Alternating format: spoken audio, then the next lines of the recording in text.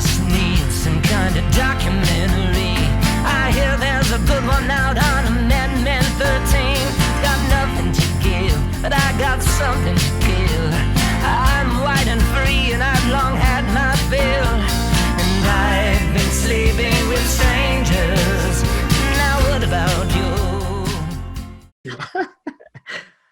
Oh, all right. Hello and welcome to another edition of Sunshine Spotlight. And man, this is a special one because not only am I welcoming in one of my great friends, Seán Barna, songwriter, raconteur, but his accomplished in all things music, producer, bass player, and now touring partner, Dave Drago, live from the road as they both support Counting Crows with our buddy, Matt Susich. Welcome to the show. Hey, thanks for having us. I can't believe it. This is so cool. Now, where are you guys now? And tell me where you are now. Let's start with my that. hotel room. And where is that located? I don't know. Where are we? No, we're in Berkeley, California right now. Ah, Adam's old stomping grounds, of course. In La Loma. Yeah. So, okay. So let's start with you, Seán. First big tour. You and I talked, and Dave as well, talked about this in a piece that we're doing, and we could touch upon that later if you'd like, about how excited you were to do this. You've been out on the road now for about a month. So tell me what that's been like. Well, it's great. I mean, aside from the Counting Crows aspect, which we can obviously touch on, I've wanted to play music consistently every day since I was 8 years old. And I wanted to do touring as soon as I knew what that even meant or could be. So this is what I wanted to do forever. So for me, getting in the van and going to the next show is the dream come true every day. The only problems generally are when we're waiting really long for Del Taco to bring our fucking burritos out. This is the problems with the road, but a small problem nonetheless. I love it. Small. I love it. Being on stage, I absolutely love it. And getting to play for people, I've played for a lot of empty rooms, just like Adam had to do before he was famous, and any bands wherever involved with. But to go out there and know that even in an empty amphitheater, if we're first, let's say, and it's early, if I had played that show before, it'd be the most people I've ever played for in my life. Yeah. Because an empty Counting Crows show, which isn't going to be empty when they play, of course, is not an empty show for someone at my level. So it's been incredible. And the Counting Crows crew is treating us as if we were them. The professionalism and the care that they put into our set. And you probably know about it more than I do, but it's just, it couldn't be better. And then that all comes down from the top, of course, which is Adam and the boys. And I can't believe it. I can't believe it. Yeah, I mean, working with Adam on the book and him telling you about it and then being on the road with them in 2017 and how they treated, acts and how he's been doing it for years. It's so good to hear it straight from somebody that I know personally. So, Dave, what was it like the first time you went out on a stage that size to an audience that size and played music? What was that? Yeah. It was exactly the opposite of what I was expecting. It's a big space, so I thought I was going to just be all nerves and all that kind of stuff. But when you're playing a room that big and there's that many people out there, my brain literally can't process that. So what I do is I look around at the people that are on stage in a way that I've never looked at people on a stage before. And it's like we're in our own little bubble up there. We're really fortunate to have put a band together for this tour that's not only incredibly talented, but just beautiful, wonderful people who, if you're in a situation like that where it could be potentially stressful, you just look to your left or your right and there's somebody there that feels like a security blanket. And so I have found that I haven't really been nervous at all, which is strange because I usually get a little jittery before any show, but these shows, it's just there's too much going on that you just look around to your brothers and sisters on stage and you just live there and you just take care of that. And it's just been really comfortable, honestly. And having a band that I feel has my back, finally for real, knows the fucking songs in and out and can play with it, and have fun with each other. Because I can't look at them nearly as much as they could look at each other, obviously. But, I'm up there looking people directly in the eyes out in the audience because I want them to see what we're doing and how serious we are about it. And then when I do get a chance to like turn around and I know that these people have my back, it's just great. I did want to ask you about your performance specifically, Seán, but do you guys want to give a shout out to the rest of the people in the band so they get it? No. It's just us. Let's move on. We're the only two people on stage. That's what Absolutely we've not. been trying to tell you. Margot's in there right now laughing at us.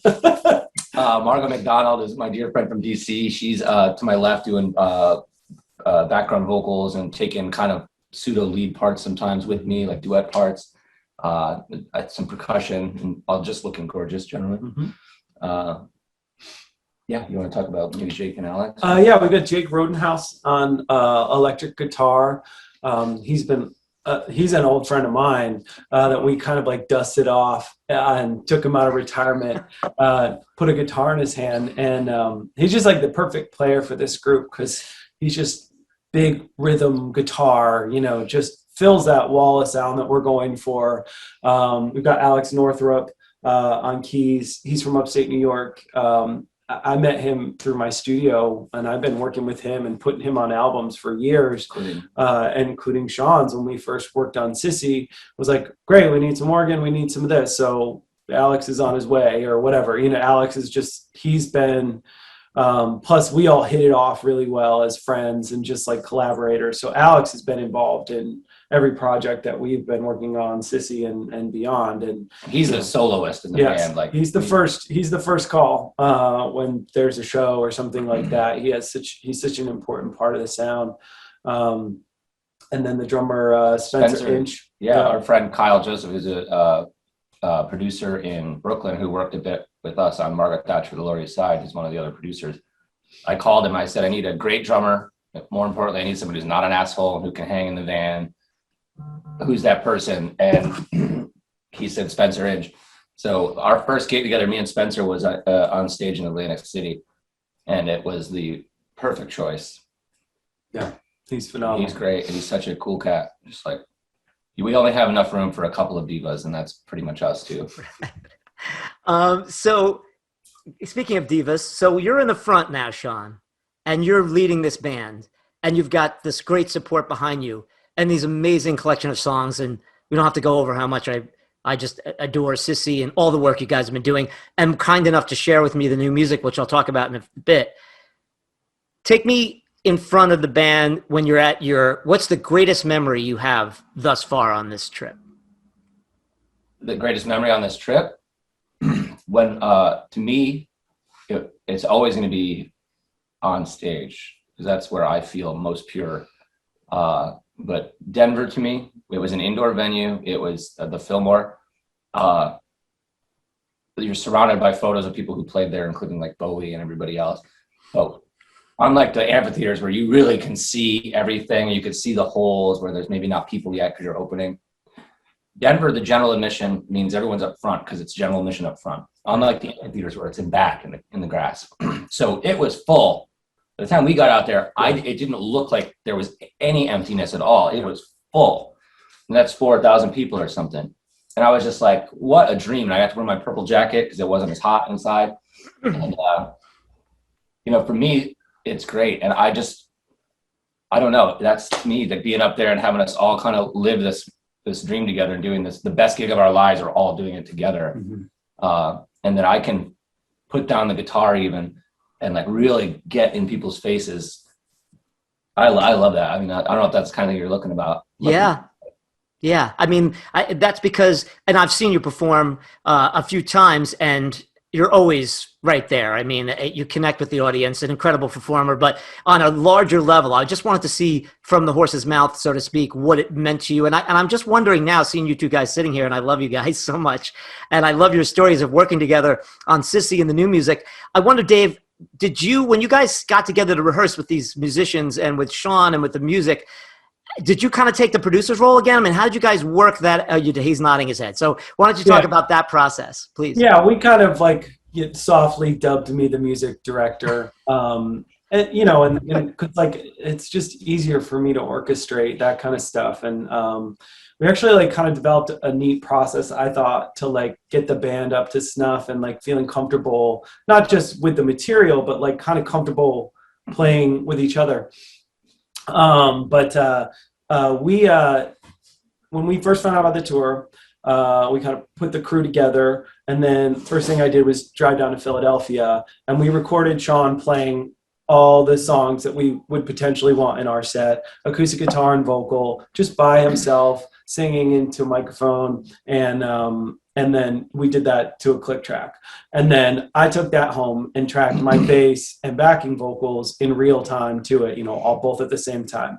And then we sent that to the drummer, and then he did put up a couple of microphones in a rehearsal space and then tracked to us. So I don't everybody knows the turns and, the stops and starts because of the recording, but we basically created a DIY home multi-track, so that when we did our first rehearsal, we had already played with each other. We had already there can be a big learning curve when it's just 6 people have been rehearsing to the album, and then they get into a room, and it can be a little disorienting for a little while, and then you kind of get used to the new sound and then take it from there. Right. But that process, we probably shaved an entire day of practice off of that, because we had already played with each other in some capacity. And everyone took it seriously. And again, this is my greatest opportunity to reach as many people as I ever have through music. And my songs deal with some pretty intense issues sometimes. And the messages I'm getting about the band and how great it is, and about the songs, I'm openly talking about trans rights, or I'm openly, every show thanking Counting Crows for bringing out an openly queer artist. This is a band who could have anybody they wanted open for them. And they're going to some places in the Midwest, maybe that might be a little less comfortable with my subject matter, but with the band behind me, and I just have an opportunity to really, really give it all to them. And it's been really cool. And I've always been a pretty intense performer, but this to me is it's got more fun. My performance has more fun than it's ever had, just because it sounds so good. But I can also really go deeper than I really ever could have before. I don't know if you feel that too, but that's great. And it really starts with the band killing it first rehearsal. Yeah, Seán is unleashed on this tour. It's when I first heard Seán and we started making records together, it wasn't it's designed so that it works on that side stage. Whether that's where our aspirations lie or whatever, but Seán's personality and the subject matter and the way that he performs belongs on a stage that size. I don't necessarily work, not everybody who makes music, it's designed to work in that particular situation, a 5,000 to 7,000 seat amphitheater, or a large format stage like that. But Seán's it always has been. And whether we knew it or not, we always were designing this thing to be larger than life. And so to be able to perform it with this super tight band that just lays it down thick and is just this consistent thing, for Seán to be able to just run around and address the audience, basically jump on the most secure trampoline he's ever been on. Mm-hmm. And the band's the trampoline. It's so much fun, because every night it goes a little higher, and every night we do too. The drummer is a little more wild. It's just we're all just taking it a step further and a step further every single night. And I'm getting really important messages, which I don't want to share specifically, but really important messages from people that have been affected or moved, especially young people, by what we're doing. And so I share the really good ones with the band. And if you're able to connect with people and move people, there are people in those audiences that showed up early with zero expectations and saw something special, and I don't mean or something, what was said and who Seán has resonated with people. Not everybody, but it's the people that it does resonate with. I think it's pretty helpful and somewhat life altering and stuff like that. People are not expecting to see what they see when we get going. So it's been really cool. Now, normally what I do on this show is I have a space where we take a break and I play a music clip, a new music that now you guys are working on new music, and I do want to talk about that. Do you have anything? I'm putting you on the spot now because we haven't talked about it. Do you guys have any recording, even like a snippet of a part of your set or part of a song or one song that maybe someone shot on an iPhone that you could share that I can pop in here and give people a taste of what they might see when they come out to see you, or what they might be missing if they haven't seen this Seán Barna set? Do you have anything like that? I'm sure we do. Yeah, we can find something. Cool. Yeah, so we'll play that now. I haven't seen it yet. Play that now. When we come back, I want to talk about the new record, which I'm getting updates too, because you and I haven't, all three of us have not spoken since when you left out for the road. So let's take a break. Let's take a look, a snippet. I don't know what I'm going to see or what you're going to see here, but I'm sure it's fantastic. By the way, I'm so proud of both you guys. This is fantastic. I love it. So this is Seán Barna, Dave Drago, and an incredible band opening up for Counting Crows now on the road. And you guys got to go out and see this show. So here they are.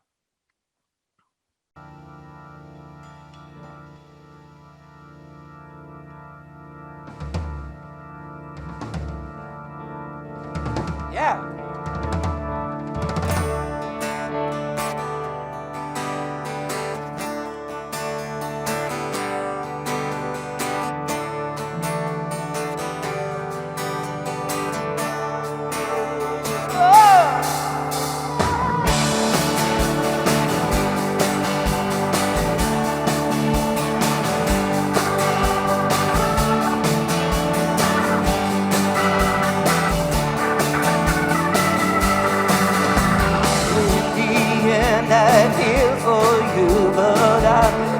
Sure I need what you do. I'm a modern man.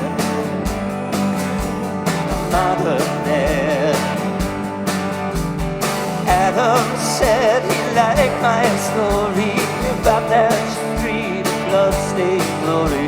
I'm a modern man.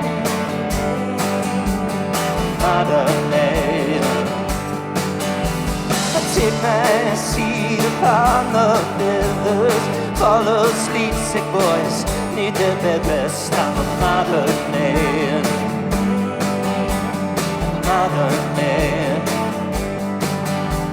A city rife with easy living, queens and cocaine keep things simple. I'm a modern man.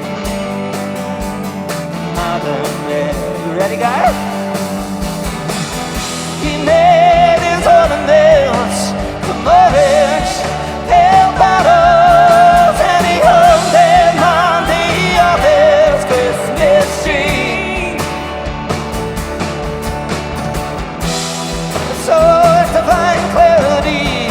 Walk until that day silver I found some cheap beer by the river. I'm a modern man.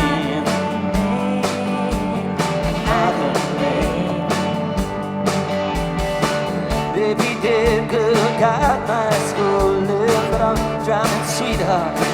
I am losing now, modern man.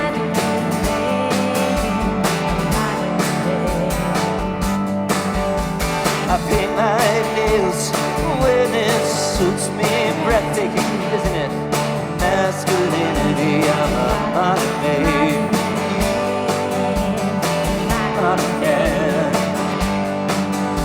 So let's sing the good songs, my songs. Do the good drugs, your drugs. Turn the news off and love, love, love. Love, be kind to each other. Be kind to each other. Yeah, I'm a modern man. He made his other nails, the mobiles, hell bottles, and he hung them on the office Christmas tree. He's had the cat on a hot sailor road. Oh, the boys and girls all look the same. They're all pale and naked, look this way.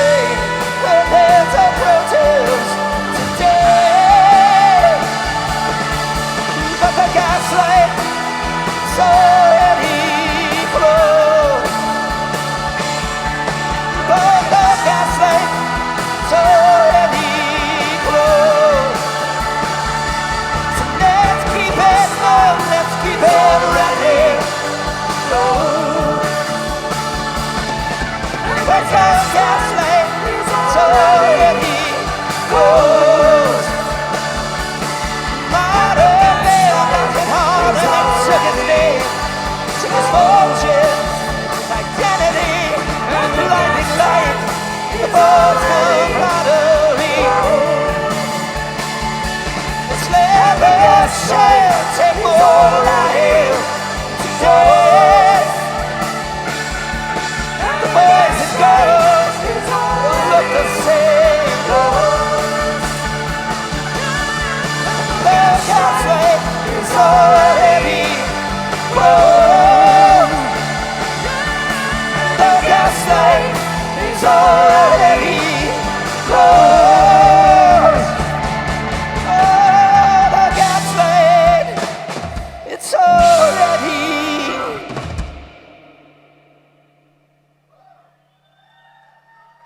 close.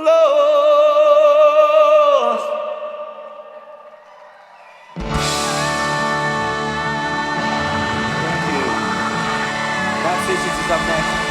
Counting Crows. Please listen to the music. Tell your friends if you like it. Thank you, everybody. Appreciate it.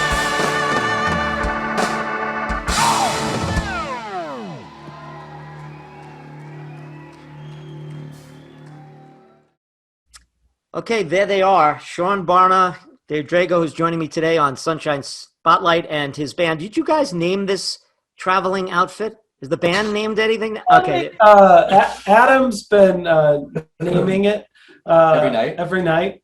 different things, or just saying like really embarrassing stuff about Seán before we go on, because that's what we do. And the first night, the band that he decided to say, it's the one that seems to be sticking, but it's Seán Barna and the British Cigarettes.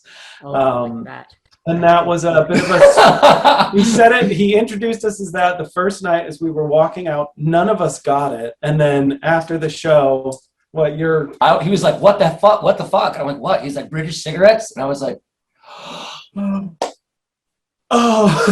So very good. witty, "Very good." Yeah. So That's perfect, actually. And I was going to say, that for the purposes people don't know, people who watch the show probably do know.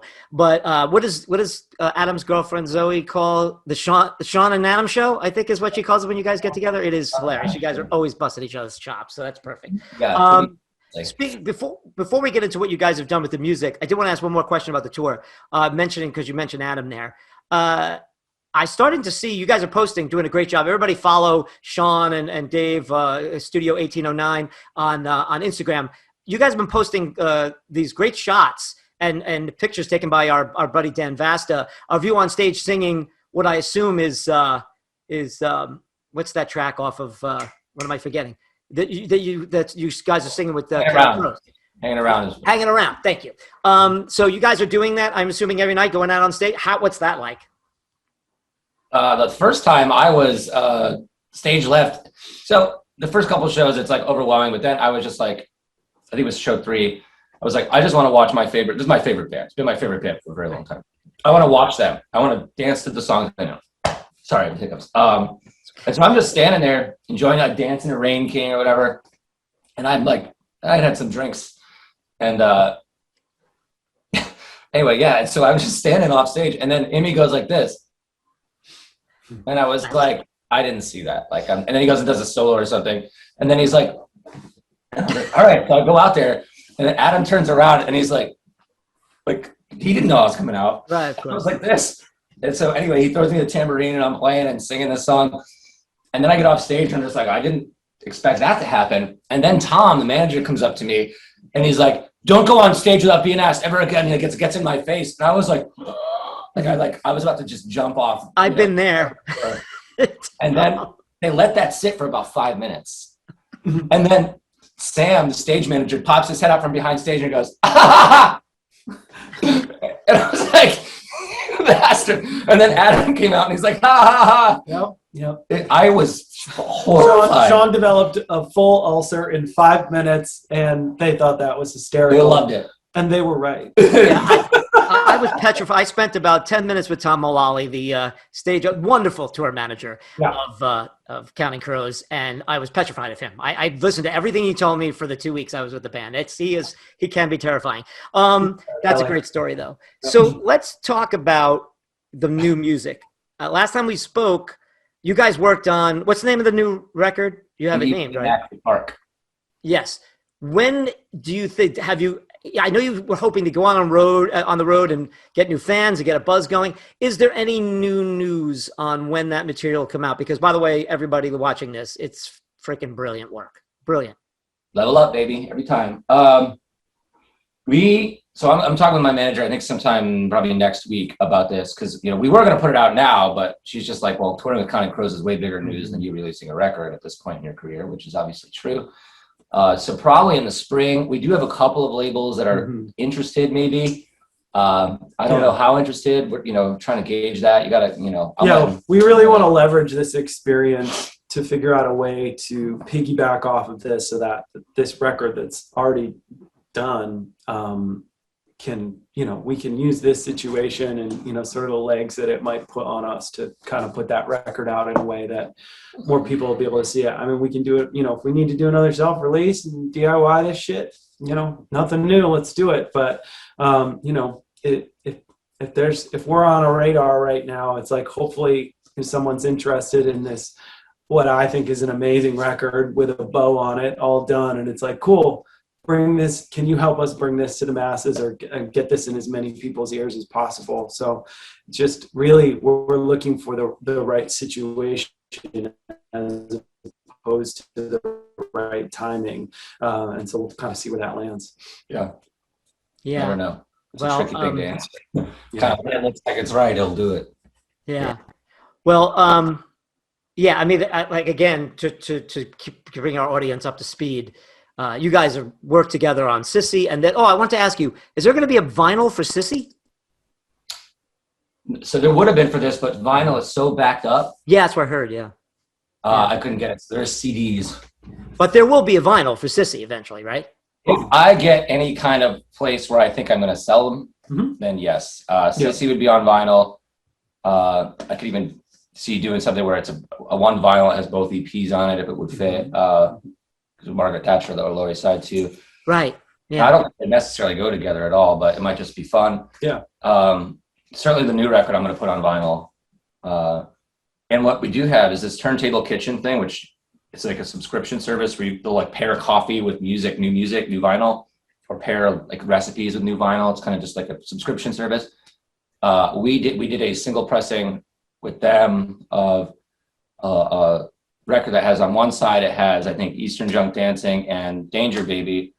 And on the other side, it has Be a Man, which Adam and I wrote together, and Benjamin Wishaw Smiled.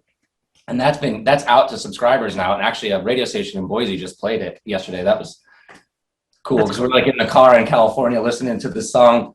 Like, oh, it does sound good. Yeah, good. The mixing is good on it. Thank God. You don't really know until it's blasted in the radio. Yeah, that's true. Like, he could have just as easily been like, oh, shit. 100% that could happen. I could have still gone back and fixed it. I know. For the real release, too. So we will have those available after tour, so I could certainly get you one of those. But as far as the actual albums, I don't really know yet, because it's a lot of money to do, and it's a huge timeline.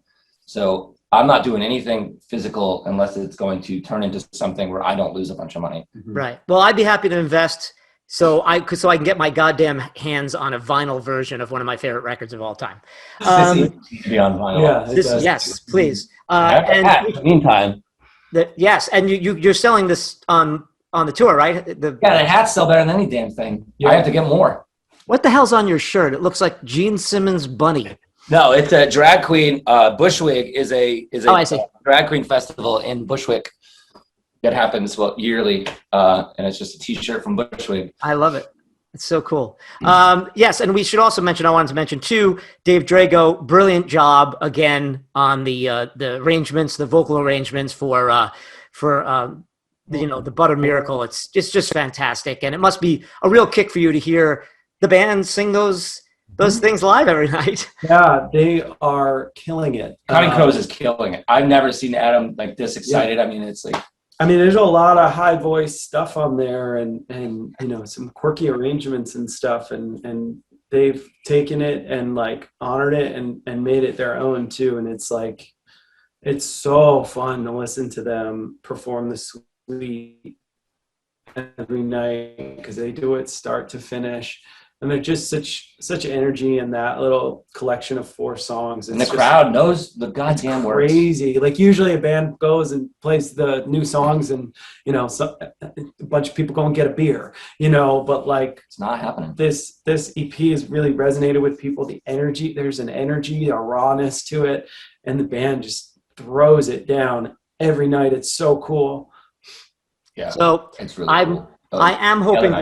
Fire. I'm sorry. Go ahead. So Adam the other night was on fire. I just like clapped. I would come upstairs. I was like, you guys you don't even have to try, and you do every night. They could just go out and play the 25 top songs I have, and everyone would be happy. And they don't. They never ever do it. It's so cool. Mm-hmm. Yeah, one of the great live bands ever. So I guess I'm hoping, we were talking about before we started taping here, I'm hoping to make it and see you guys in a week and a half in Austin. Yeah.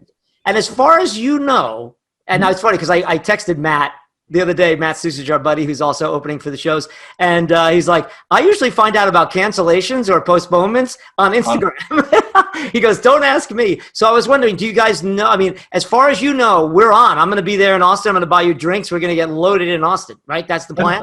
Yeah. That's my plan, even if we do cancel. Yeah. So exactly. I'll be getting loaded in Austin nonetheless. Yeah. Well, I'm coming whether they cancel a show or not, because I've never been to Austin. I want to see you guys. So I know that one of the things that Dave and I talked about was, and thank you for giving me that list, is I'm going to be in on Monday. You guys are getting into town on Monday, and then we have all of Tuesday to hang, and then the show is on Wednesday, which, you know, I talked to Tom Mullally, and I'm going to stay at the hotel with the band. So I'm hoping to see everybody, and I can't wait. Cool. It's going to be great. Yeah.